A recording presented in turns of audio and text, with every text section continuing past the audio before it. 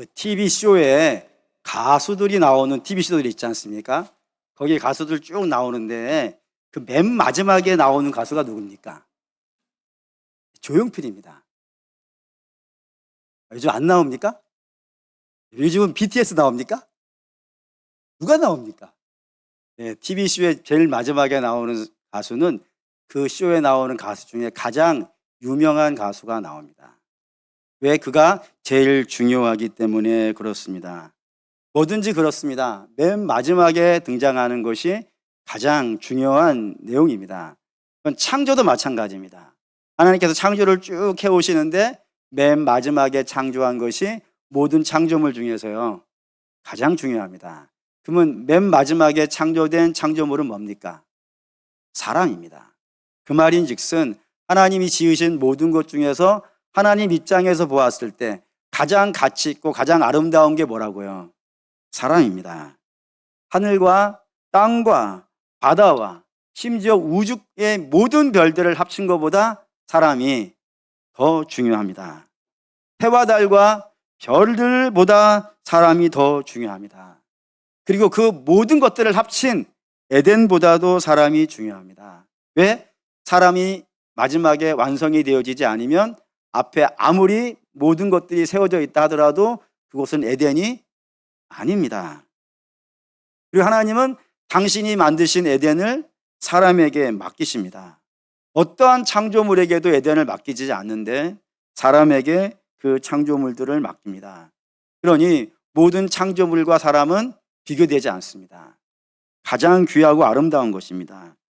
근데 그렇게 가치 있고 복되고 영광스러운 하나님에게서 최고의 창조물이라고 불리는 사람이 다른 것에 지배를 당한다면요, 되게 이상한 겁니다.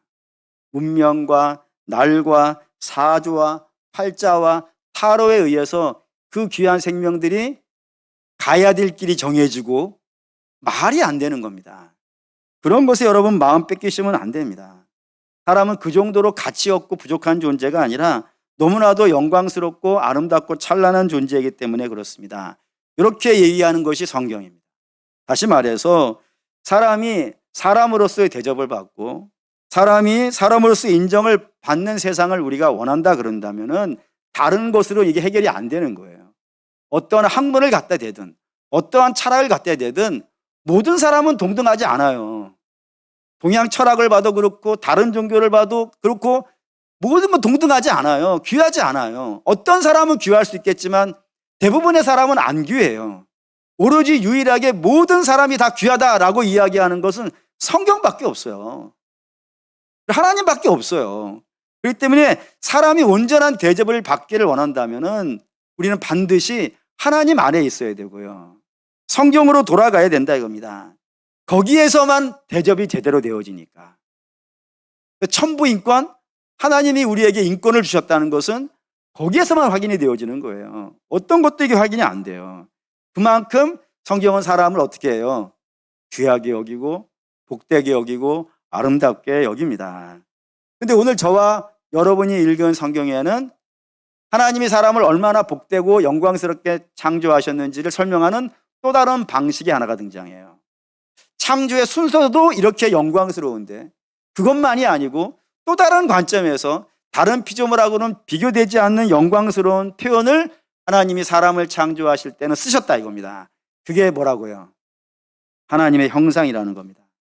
그러니까 사람을 지을 때 하나님은 그냥 말씀하시니 그 말씀이 그대로 되었다, 그 정도의 개념이 아닌 거예요. 뭔가 하나님이 사람을 지을 때는 원형 틀이 있고 그 틀에 맞춰서 지었다고 되어 있어요. 그리고 그 틀을 뭐라고 성경이 이야기하냐면 하나님의 형상이라고 했다 이겁니다. 이 세상에 어떠한 피조물도 이런 대접을 받은 죄가 없어요. 오로지 사람만이 하나님의 형상으로 창조되어졌다라고 하니 얼마나 영광스러워요. 근데 그렇게 영광스러운 하나님의 형상을 가지고 있다는 그 영광스러움이 놀라운 장면에 새롭게 나오는 데가 있습니다. 창세기 5장 1절을 읽을게요. 아담은 자기 모양 곧 자기의 형상과 같은 아들을 낳아 이름을 셋이라 하였고. 엄청나게 안타까운 표현이에요. 그러니까 아담은 무엇으로 지음받았다고요? 하나님의 형상으로 지음받았다고. 그러면 그거를 자식에게 물려줘야 되는 거예요. 그럼 뭘로 물려줘야 돼요? 아니, 나는 예를 들어서 내가 우리 아버지한테 예를 드는 거예요. 절대 오해하지 마세요. 저희 아버지한테 100억을 물려받았어요. 그거를 자녀한테 물려줘야 돼. 그럼 얼마를 줘야 돼요? 최소한 그 정도로 줘야 될 거 아니겠어요? 돈이라서 별로 마음이 안 와요? 아니, 내가 조상에게 물려받은 것이 있으면 그걸 그대로 물려줘야 되지 않겠어요? 최소한은 그거를 까먹고 주면요, 안 되는 거 아니겠어요? 그러면 아담은 하나님께로부터 뭘 받았다고요? 하나님의 형상을 받았다고요. 그러면 아담은 자기 자식에게 뭐를 줘야 돼요? 하나님의 형상을 줘야죠. 근데 아담은 자기 자식한테 하나님의 형상을 못 줬다 이거예요. 지금 저게 뭘로 줬다고요? 자기의 형상으로 줬다고요. 왜? 하나님의 형상이 파괴되었고, 물론 파괴되어졌다 해서 없어진 건 아니지만 그 하나님의 형상이 온전치 못한 거예요. 부서졌고 무너졌다고요.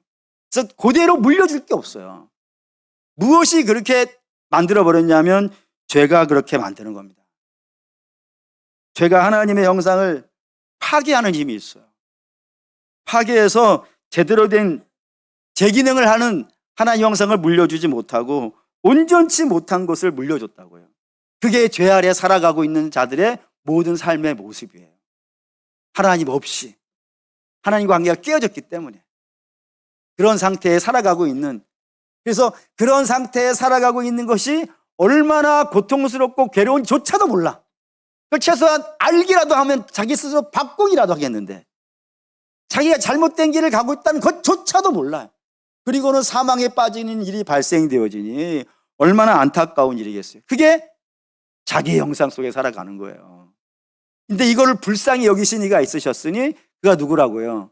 예수님이시고, 예수님이 오셔가지고 뭐 하시려고 하시는 거예요?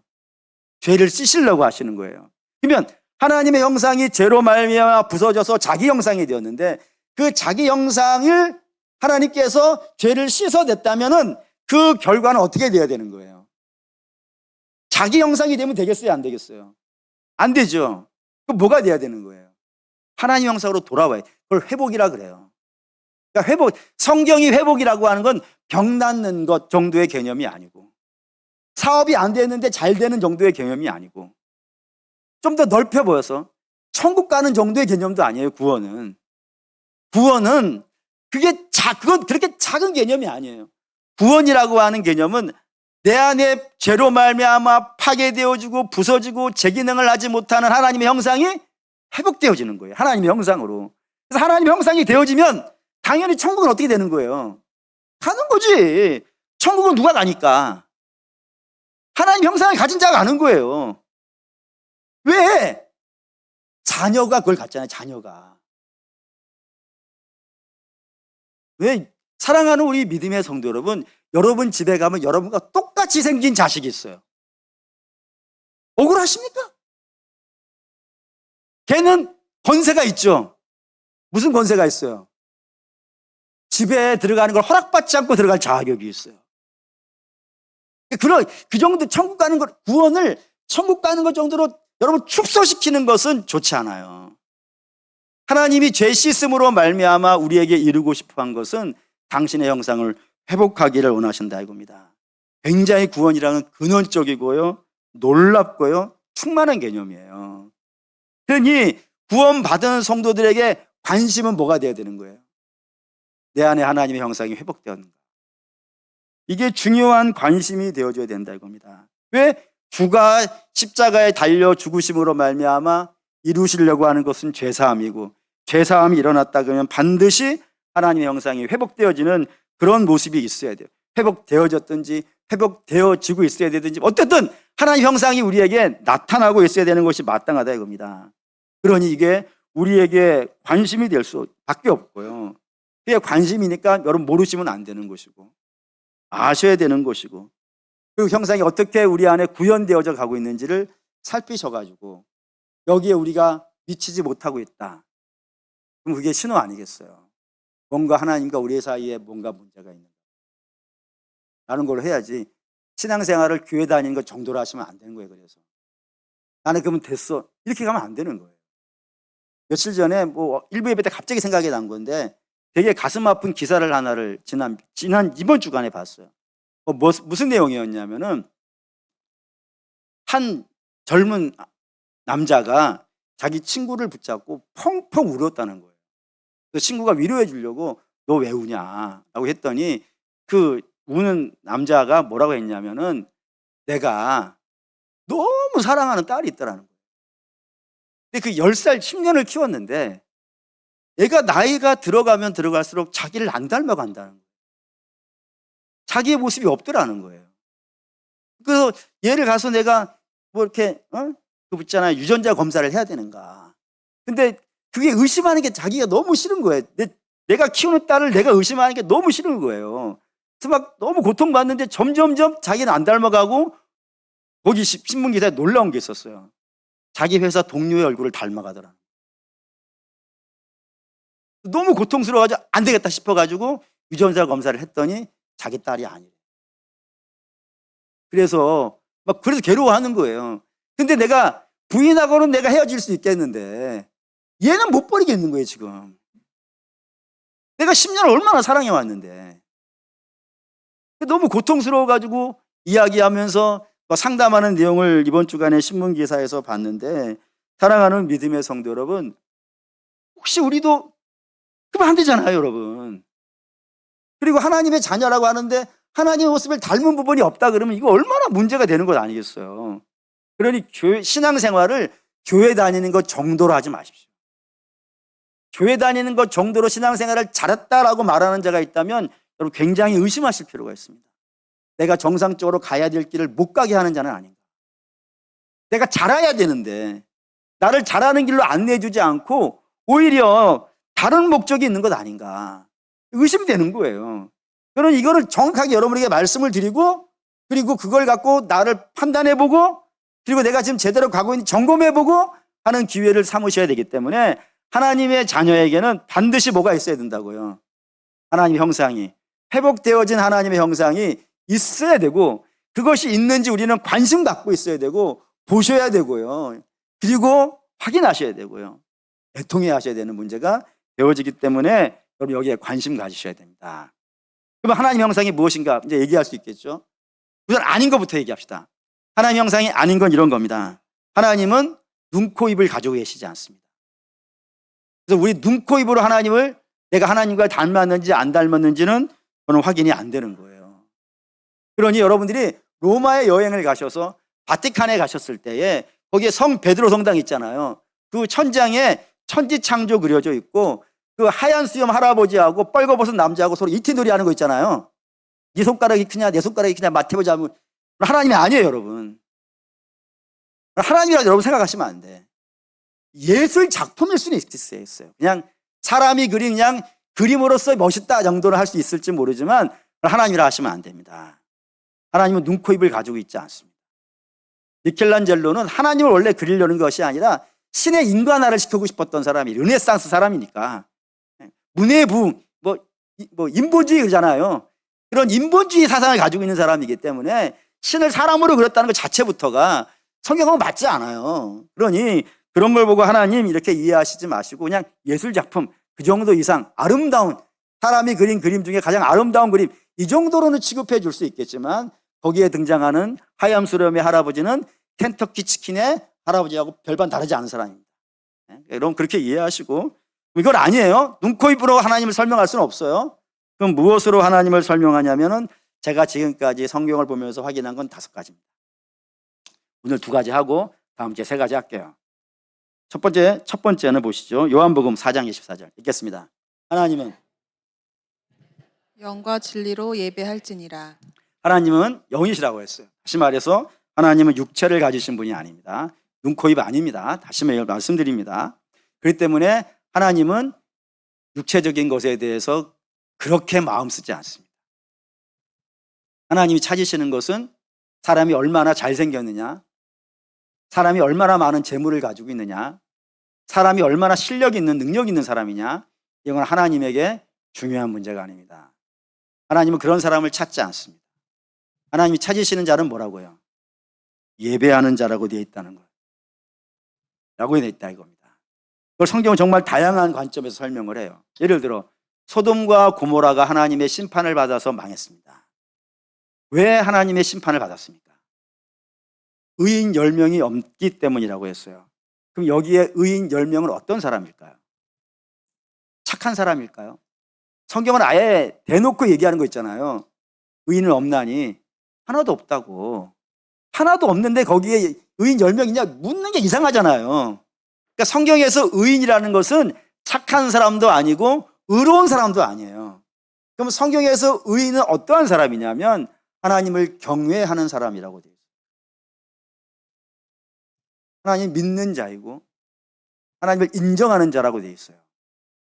그럼 당연히 하나님을 경외하고 하나님을 믿고 하나님을 의지하는 사람이라면은 그는 당연히 무엇으로 하나님을 섬기겠어요? 뭘로 섬기겠어요? 여러분 예배가 영어로 서비스인 거 아십니까? 워십이라는 단어를 쓰기도 해요. 가치라는 의미예요. 서비스라는 단어를 쓰기도 해요. 왜 예배를 서비스라고 합니까? 사람이 하나님을 섬길 수 있는 가장 영광스러운 것은 예배입니다. 근데 거기에 예배하는 자가 없는 거예요. 그래서 하나님이 심판하셨다라고 되어 있어요. 왜? 하나님이 그런 사람을 찾으시는데 그런 사람이 없다 이거예요. 더 가볼까요? 예루살렘이 망한 이유도 마찬가지입니다. 예루살렘이 망한 이유는 에스겔 22장에 등장합니다. 있죠? 이 땅을 위하여 성을 쌓으며 성 무너진 데를 막아서서 나로 하여금 멸하지 못하게 할 사람을 내가 그 가운데서 찾다가 찾지 못하였으므로 내가 내 분노를 그들에게 쏟으며 내 진노의 불로 멸하여 그를 행위대로 그들 머리에 보응하였느니라. 주 여호와의 말씀이라 했습니다. 여기 예루살렘, 그러니까 이방, 소돔과 고모라는 이방이니까 그럴 수 있다라고 치더라도 예루살렘이에요. 이거는 예루살렘이 하나님의 심판을 받았다. 뭐 때문에? 성 무너진 데를 밟고 서서 기도하는 자가 없다는 거예요. 그래서 무너뜨렸다는 거예요. 그러면 여러분 여기에 성 무너진 데라는 곳은 어딜까요? 예루살렘 성일까요? 아니죠. 예루살렘 성전일까요? 그것도 아니죠. 뭘 보면 알아요? 하나님이 내가 분노를 쏟아서 무너뜨렸다 했잖아요. 그 전이냐요. 내가 분노를 쏟아버리기 전이란 말이에요. 분노를 쏟아 붓기 전이면은 예루살렘이 망한 거예요? 안 망한 거예요? 안 망했지. 그럼 저 성 무너진 건 뭐예요? 여러분 우리 알고 있는 거 하나 있죠? 성전이 건물로서의 성전도 있고 예수님 당신도 성전이라 그러고 또 하나의 성전이 있어요. 또 하나의 성전은 성경이 우리 자신이라 그래요. 너희는 하나님의 성전인 것과 하나님의 성령이 너희 안에 거하시는 것을 알지 못해. 우리가 성전이라고요. 그럼 우리 성전된 우리는 뭐 하는 자여야 되는 거예요? 예배하는 자여야지. 그 예배하는 자리가 무너진 거예요. 그래서 이스라엘이 멸망할 때 되면은 하나님을 예배하는 것이 아니라 하나님 자리에 다른 게 올라가 있어요. 예를 들면 이런 거예요. 우상이 있고 또는 거기에 세상이라고 하는 힘이 있고 군대가 있고요. 재물이 있고요. 이런 것들, 세상의 영광이라는 것들이 하나님 자리를 차지해가지고 모든 백성들이 원래는 다 하나님을 남편 삼아야 돼. 근데 하나님이 아닌 걸 남편을 삼는 거예요. 그 애다른 이야기 아시나요? 호세아에 등장하는 호세아가 그 부인 고멜을 너무 사랑하는데 고멜은 호세아를 사랑하지 않아. 바알을 사랑해. 그래서 우상숭배 쫓아다니고 있는 그 장면을 보면서 호세아가 제발 그러지 말라고, 나는 당신만 사랑하니까 당신도 나를 그게 호세아의 이야기냔 말이에요. 하나님의 울부짖음 아니에요. 근데 그게 이스라엘이 마지막 때 갈수록 점점점 그러는 거예요. 하나님을 섬기는 게 아니야.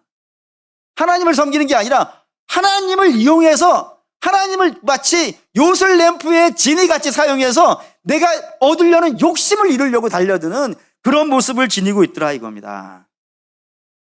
그게 예루살렘의 모습이에요. 성경이 이렇게 얘기해요. 빌립보 3장 19절 읽겠습니다. 그들의 마침은 멸망이요 그들의 신은 배요 그 영광은 그들의 부끄러움이 있고 땅의 일을 생각하는 자라. 신은 배요라고 쓰여 있어요. 저 신이 그러니까 성경에 여러분 혹시 이런 표현 보셨나요? 우리 하나님은 여호와라 이렇게 쓰는 거 보셨나요? 할렐루야. 괜찮습니다, 여러분. 오늘 드시면 되겠지. 우리 하나님은 여호와라. 이게 우리 성경이 썼으니까 그렇게 읽혀지는 것이지 원래 히브리어는 이렇게 돼 있어요. 우리의 신은 여호와라. 왜? 세상에 신이 많다 그러는 거예요, 지금. 가나안에 들어왔더니 저마다 자기가 신이래. 근데 그 신 중에 뭐가 하나가 있냐면은 배에 탐욕이 있는 거예요, 탐욕이. 이 세상 사람들이 지금 그렇죠. 이 세상 사람들이 살아가는 인생의 목적은 단 하나밖에 없잖아요. 내가 얼마나 갖느냐. 내 주머니 얼마나 넣느냐. 내가 얼마나 높아지느냐. 그거 외에는 관심이 없어요. 그런 세상 한가운데에서 하나님은 우리의 신이에요. 우리의 신은 뭐밖에 없다고요? 여호와밖에 없다. 그런 의미예요.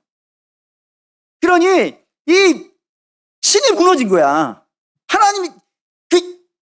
하나님을 잘못 잡고 있으니까, 하나님을 탐욕으로 잡고 있으니까 저들의 서비스, 저들의 예배도 뭐겠어요? 허망한 거를 예배하는 것이지. 그게 예배가 무너져 있는 거예요. 그게 예루살렘의 모습이고. 그래서 하나님이 정말로 이 땅에 나를 예배하는 자가 있는가 없는가 와서 찾으셨대요. 찾으셨는데 여기 뭐 외국어는 단수가 있죠. 뭐 단수 복수 이런 거 있는데 단수 한 명이 없어요. 한 명이. 하나님이 예배하는 그 한 명이 없어서 내가 예루살렘을 무너뜨렸다. 라는 의미로 이 표현이 등장하고 있는 겁니다. 왜 이렇게 되죠? 죄가 우리 안에 있는 하나님의 형상을 무너뜨렸어요. 파괴되어졌어요. 그래서 우리는 하나님이 뭔지를 몰라요. 하나님 예배한다는 게 어떤 의미인지도 몰라요. 그냥 자기 자신이 다 하나님 돼 있어. 그렇게 살아가고 있는 것이 하나님의 형상이 파괴되어져 있는 자의 모습이라고요. 그러면 우리 앞에 말씀드렸다시피 우리는 구원받은 자라 그랬어요. 어떻게 해서 구원받았어요? 죄사함 받아서 구원받았어요. 우리 주께서 우리를 위하여 십자가에 달려 죽으셨고 그 보혈이 우리의 죄를 씻어 우리가 회복되어진 거예요. 그럼 우리 안에 하나님의 형상이 나타나야겠죠. 하나님의 형상이 나타났다 그러면은 구원받은 자이고 그 구원받은 자는 당연히 뭐가 회복되어져 있어야 되는 거예요? 예배가 회복되어져 있어요. 예배가 회복되어져 있어요. 세상 사람들 예배 안 하잖아요. 구원받은 자가 예배를 해요. 좀 마지막에 그 예배가 어떤 모습인지는 한 번 더 이야기하겠지만 어쨌든 예배의 포인트를 둡시다. 인생의 우선순위가 배가 아닌 거예요. 물론 우리는 배를 갖고 살아요. 또 뭐를 먹어야 되고 뭐를 입어야 되고 뭔가 배워야 되고 뭐 올라갈 때가 있으면 올라가기도 하고 그러게 돼 있어요. 우리는 육체를 가지고 있어요. 하지만 아무리 그렇다 하더라도 그게 인생의 우선순위는요. 우리의 신은 아닌 거예요. 그게. 우리 하나님은 아니라고요. 그걸 하나님 삼으시면 안 된다고요. 내 인생의 목적을 거기다 두시면 안 된다고요. 우리의 목적은 우리의 우선순위는 하나님이어야 되는 거예요. 우리 하나님이니까 당연히 우리가 인생을 살면서 가장 먼저 해야 되는 일은 뭐가 되는 거예요? 예배가 되는 거예요. 그래서 왜 기독교의 달력만 왜 주일부터 시작하는지를 여러분들이 이해를 하셔야 돼요. 맨날 보는 달력인데 왜 교회에서 나가는 달력은 뭐 요즘은 아무나 다 그렇게 쓰나요? 어쨌든 교회에 나가는 달력은 주일부터 쓰고 시작하는지 여러분 인지하셔야 돼요. 아무리 월요일에서부터 토요일까지 해야 될 중요한 일들이 있다 하더라도 그것보다는 뭐를 하고 시작해야 되는 거예요? 예배하고 시작해야 돼. 예배를 하고 하는 거예요. 그게 우선순위에 맞아요. 마치 우리가 옷을 잘 입으려면 제일 중요한 게 뭐예요, 여러분? 여러분들이 금딱지의 옷을 입고 다이아몬드를 막 대빵만한 거. 이따만한 걸 여기 달았어요. 그래도 단추를 엉망으로 껴놓으면요. 아, 목사님, 그래도 다이아몬드, 얘를 잘못 들었어. 얘를 잘 들어야 되는데, 죄송해요. 아무리 좋은 옷을 입고 있다 하더라도 첫 번째 단추를 네 번째 구멍에 집어넣으면요. 웃기는 곳이 되는 거예요. 반드시 첫 번째 단추는요. 첫 번째 꽂아야지. 그래 나머지가 다 자기 자리로 찾아가지 않겠어요. 그러니 사랑하는 믿음의 성도 여러분, 인생의 허탄한 신화에 속지 마십시오. 디모데전서에 이런 거 나와요. 인생의 허탄한 신화에 마음 뺏기지 말라고. 뭐가 허탄한 신화예요? 공부 잘하면 잘 산다는 거? 허탄한 신화예요. 돈 많은 게 잘 사는 거예요? 허탄한 신화예요. 어쩌면 인생이 가지고 있는 모든 이야기든 어쩌면 허탄한 신화예요. 하나님이 목적이 있어서 주시는 거예요. 그 목적에 맞게 순종하여 쓰면 되는 것이고, 그것이 우리의 목적이 될 수는 없어요. 우리의 목적은 하나님을 예배하는 것이고, 하나님을 예배하는 자가 잘 사는 자이고요, 하나님을 예배하는 자가 성공한 자이고요, 하나님을 예배하는 자가 복된 자예요. 왜? 그게 우리의 우선순위고 첫 단추이고 마땅히 해야 될 가장 먼저 해야 되는 것이니까, 사랑하는 여러분, 하나님 형상이 회복되어진 주의 자녀 여러분, 반드시 우리는 가장 중요한 가치를 어디다 둔다고요? 예배에 둔다는 것. 예배가 우선순위라는 것. 그런 마음 갖고 이 땅을 사셔야 되는 것이 마땅합니다. 두 번째, 예배를 가장 중요하게 놓고 살아야 되는 것이 마땅할 줄 믿습니다. 두 번째, 요한 1서 4장 8절 읽겠습니다. 사랑하지 아니하는 자는 하나님을 알지 못하나니 이는 하나님은 사랑이심이라. 두 번째, 하나님은 사랑이라고 되어 있어요. 거꾸로는 아니에요. 사랑은 하나님이 아니에요. 하지만 하나님은 사랑이에요. 그 말인즉슨 사랑이 하나님이 될 수는 없지만 하나님의 본성은 뭐라고요? 사랑을 가지고 있다고요. 그래서 하나님은 당신의 모든 역사를 이 사랑이라고 하는 기준을 가지고 일을 진행해 가신다 이겁니다. 예를 들어서 천지 창조, 이번 계속 창세기 1장 하면서 말씀드렸는데, 천지 창조는 도깨비가 방망이 딱 두들겼더니 금 하나가 툭 튀어나오는 그 정도의 가치 없는 이야기가 아닙니다. 지난번에 말씀드렸죠? 하나님이 천지를 창조하시는 것은 마치 여인이 아이를 낳기 위해서 몸을 비틀고 있는 그런 모습이라고요. 눈물 흘리고 땀 뻘뻘 흘리고 죽냐 사느냐 하면서 낳는 것이 생명이듯이, 하나님께서 이 천지를 창조하셨을 때에도 온 힘을 기울여서 하나님이 천지를 창조하셨다 이겁니다. 그러니 귀한 거예요. 그런 귀한 거를 하나님이 누구에게 주셨다고요? 사람에게 주셨다는 거예요. 왜? 왜 사람에게 줘요? 그거 하나님이 온 힘을 다해서 만드신 거를 왜 사람에게 주실까요? 사랑하니까요. 그건 여러분도 마찬가지지 않겠어요? 여러분이 평생 눈물과 땀을 흘려가지고 벌었던 거를 누구 주실랍니까? 물론 여러분 중에는 나는 사회에 기부하겠습니다 이런 분도 있겠지. 훌륭하신 분들이에요. 교회에 다 내게 훌륭하신 분들이에요. 박수 쳐드려야 돼. 근데 여러분 기본적으로 누구를 주겠어요? 자식 주지. 왜? 그럼 미운 놈이니까 떡 하나 더 준다고? 아니잖아요. 사랑해서 주는 거 아니겠어요? 그러니까 사랑하는 자에게 가장 귀한 거를 줘요.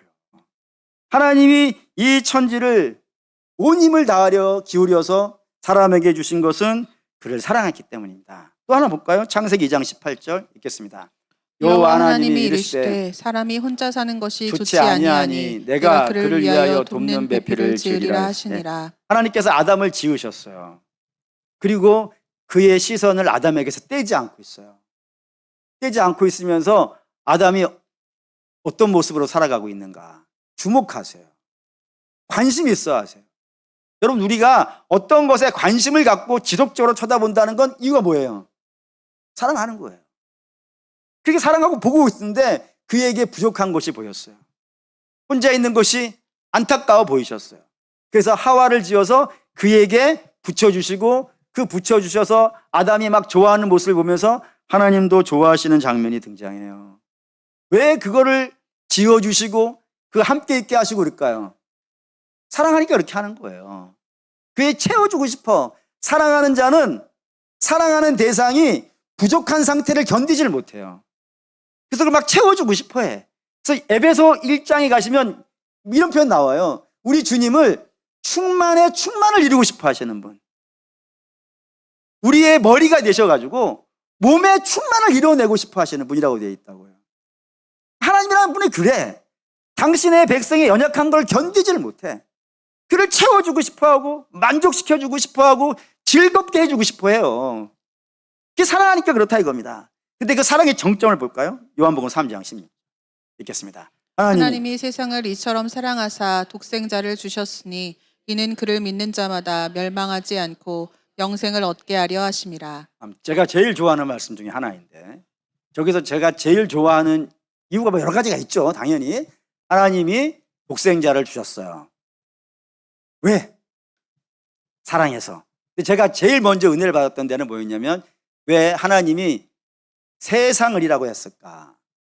하나님이 사람을 사랑하셔서라고 해도 되는데 왜 세상을이라고 하는 단어를 썼을까? 이게 한참 고민되었던 적이 있었어요. 그리고 얻은 답이 있었지. 세상은 성경에 여러 가지로 표현되는데 그 중에 하나, 가장 대표적인 것이 무엇이냐면 죄와 사단에게 묶여 있는 곳이에요. 그러니까 사랑받을 만한 자격이 없다는 거예요. 그런데도 불구하고, 사랑받을 만한 자격이 없음에도 불구하고 지금 자기 영역을 벗어나서 죄와 사단에 묶여가지고 살아가고 있는데 안타까워하지도 않아. 당연한 걸로 알아, 그렇게 사는 게. 남들도 다 그렇게 사니까 나도 그렇게 사는 게 마땅하다고 생각하고 있어요. 하나님이라는 존재 자체를 인지하지 못하고, 그리고 하나님이 주시는 복이 뭔지도 모르고 그냥 자기 내키는 살고 있어요. 이게 죄 아래 갇혀져 있는 세상 아니겠어요. 근데 그런 세상을 하나님께서 사랑하셔서 자기 아들을 내어주셨다고요. 좀 더 세게 이야기하면, 당신의 독생자는 죽어도 되고 당신을 모른다고 하는 세상은 살리고 싶은 거예요. 이걸로 볼까요? 로마서 5장 8절 읽겠습니다. 우리가 아직 죄인 되었을 때에 그리스도께서 우리를 위하여 죽으심으로 하나님께서 우리에 대한 자기의 사랑을 확증하셨느니라. 하나님이 자기의 사랑이라 그랬어요. 하나님 당신의 사랑은 다른 것으로는 점검이 안 돼요. 근데 유일하게 딱 하나 점검되어지는 곳이 있으니 이게 무엇이냐면 그리스도를 우리를 위해서 내어주셨다는 거예요. 근데 그 우리가 누구냐는 거예요. 우리가 죄인이었을 때. 죄인 아시죠? 미차에 말씀드려서 범법자 아니라고요. 범법자가 아니라 하나님과 단절되어져 있는 자예요. 하나님과 단절되어져 있으니까 하나님이 누군지도 몰라요. 하나님을 섬기는 게 뭔지도 모르고, 어쩌면 하나님을 부인할 수 있고, 어쩌면 하나님을 싫어할 수도 있어요. 성경은 로마서 1장 이렇게 표현했어요. 그 마음에 하나님 두기를 싫어했다고요. 그게 죄인의 모습이라고요. 하나님을 자기 마음 안에 두는 것조차도 싫어하는 그런 사람을 위해서 하나님이 자기 아들을 어떻게 했다고요? 죽여버렸다. 그리고 저들을 건져내서 당신의 자녀 삼으셨다. 그걸 성경이 하나님의 사랑이라고 이야기한다 이겁니다. 그런 이 사랑이 우리가 납득이 되겠어요, 안 되겠어요? 안 되지. 이게 납득이 되면 이상한 거예요, 여러분. 왜냐하면 우리는 내 자식을 살리기 위해서 남을 희생시키는 건 우리가 할 수 있어. 그렇잖아요. 그걸 하잖아요. 그런 경우도 있잖아요. 내 자식은 그래도 심지어는 누구도 내 자식을 위해서 누구도 없앨 수 있어요.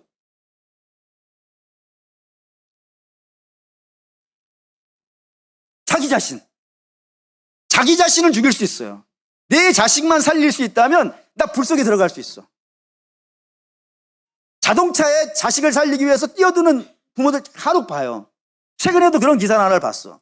이렇게 애들이 막 타고 다니는 거 있잖아. 원래 애들이 타면 안 된다던데.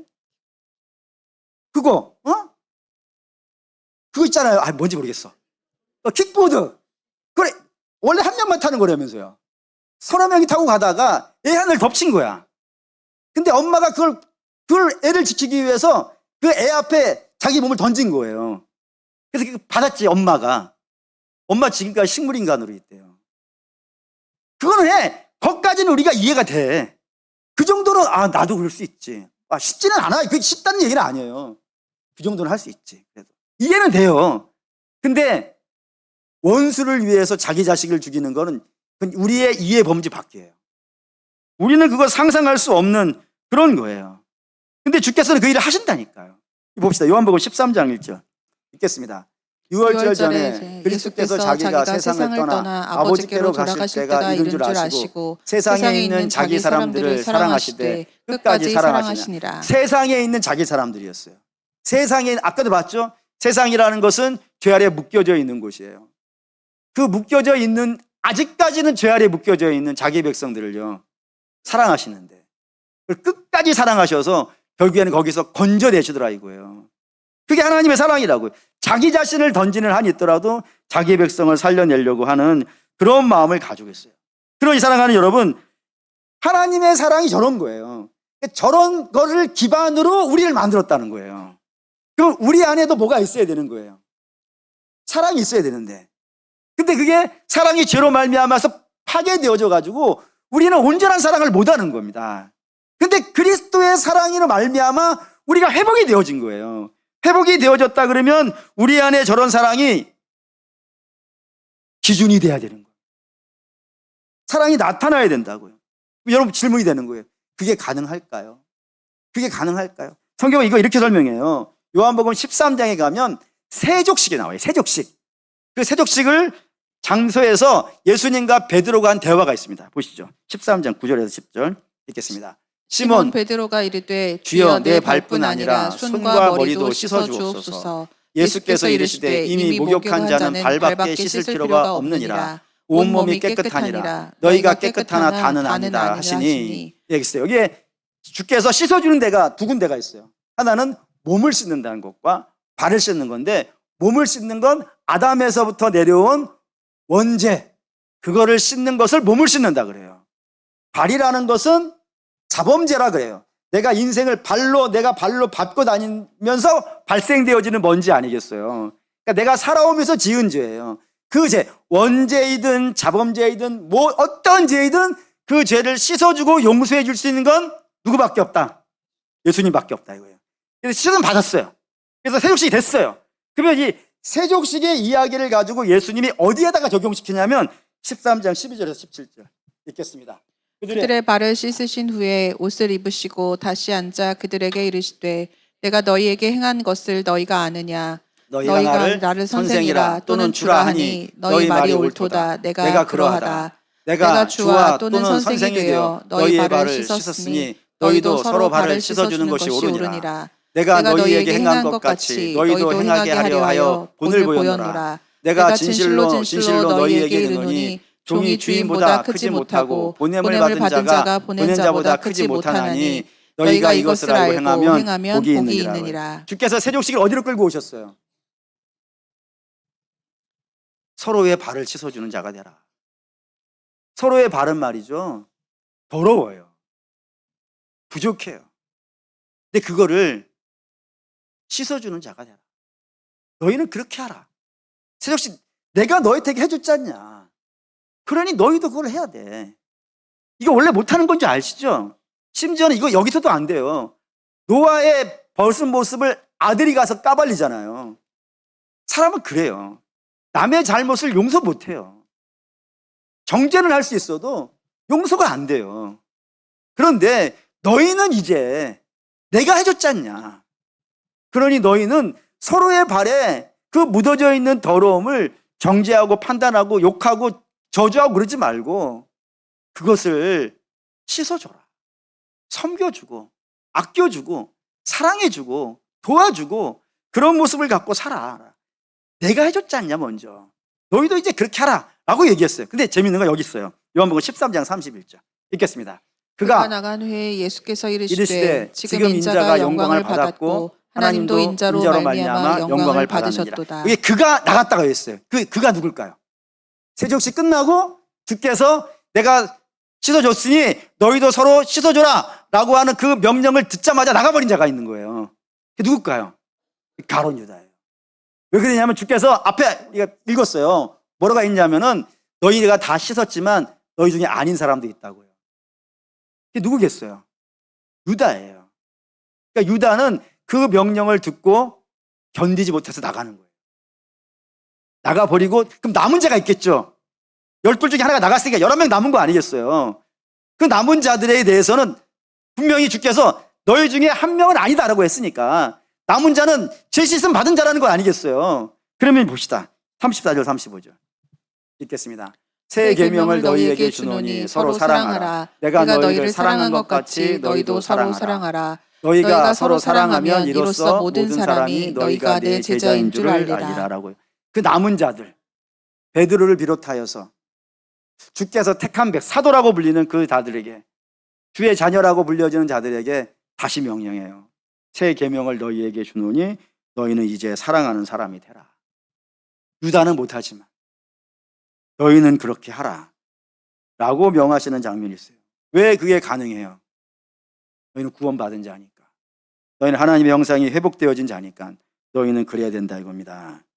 그렇기 때문에 성도는 이 땅에 살아갈 때 어떤 모습으로 살아가야 되냐면 하나님의 사랑을 나누며 살아야 돼요. 이걸 강요나 의무사항이라 여러분 생각하지 마시기 바랍니다. 그건 강요가 아니고 의무가 아니고 사랑은 하나님의 본성이었고 그 본성이 우리 안에 구현되어졌기 때문입니다. 물론 조건이 하나가 붙어요. 뭐든지 거룩한 것에는 조건이 딱 하나 붙어요.